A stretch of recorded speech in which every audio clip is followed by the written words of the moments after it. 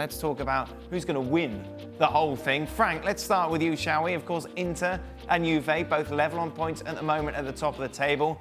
Who have you got winning the championship come the end of the season?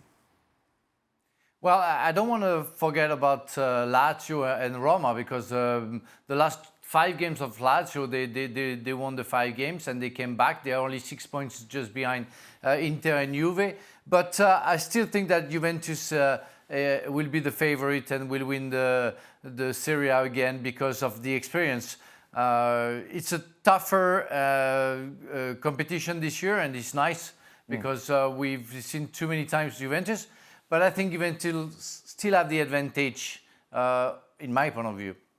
Yesterday, you said Juventus as well, Stevie, yes? Yeah. Yep. Casey? I agree.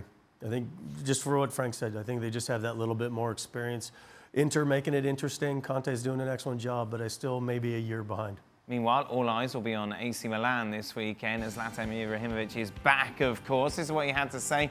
It's impossible to play like I did 10 years ago, but I know what I need to do. Instead of running, I shoot from 40 minutes. Frank, do you think Zlatan will be a success second time round at Milan?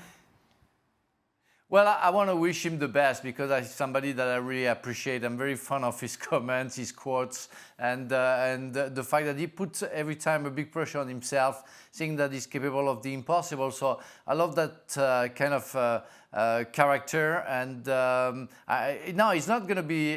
He doesn't want to be a mascot. He's not going to be on the field every game. But I think he can bring a lot in the dressing room. Right. Can play maybe 1 game out of 3 and give his experience and also his stamina. The fact that he has a face of what he wants to achieve, and he will bring that to the youngest. So it can be very helpful, and it's a very good idea that Milan AC brought him back to the stadium.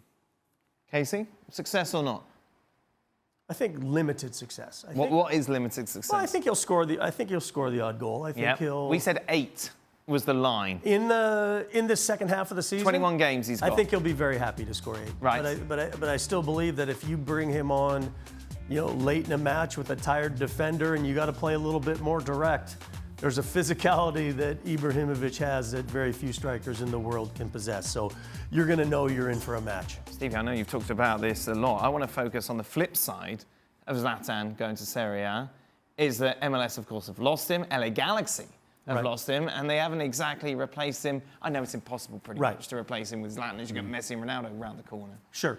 And you think of the amount of goals that he brought to that LA Galaxy side, and he needed to because they conceded a whole bunch. But he was always, to Frank's point, from the quotes to what he did on the field. I mean, it's one thing to talk a good game, and it's another thing to score consistently some spectacular goals. Yeah. And when you're in a league, and MLS is still in this promotion and still trying to build, and you can put a highlight package together that he's put together. Yeah. It's impressive. And it's a tough void to fill. That's the problem. It's extremely tough to fill, and something that the LA Galaxy fans have been used to seeing over years is star power.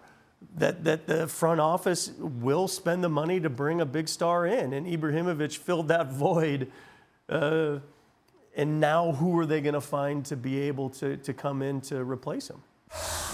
Thanks so much for watching ESPN on YouTube. And for more sports highlights and analysis, be sure to download the ESPN app. And for premium content and live streaming, subscribe to ESPN+.